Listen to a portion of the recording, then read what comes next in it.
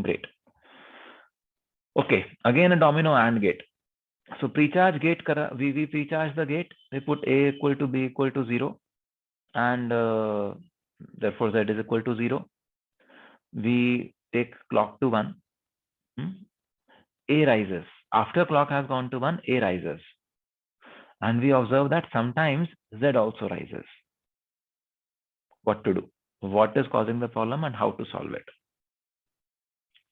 Sir, the internal node X is involving here. So Y is discharging to the internal node, and we need to have internal. Why is discharging? Let us use the correct terms. What is happening? Sir, initially when you pre-charge, the Y is pre-charged to VDD. And now when you lower down, when you take the phi up and A also up, then the A also turns on and Y is discharging into the X node capacitance. Is it discharging into it, or is it doing something else? What is the correct term? Charge sharing leakage.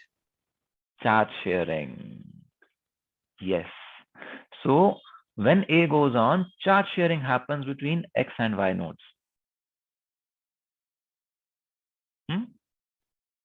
Which is causing that, which is leading to Z being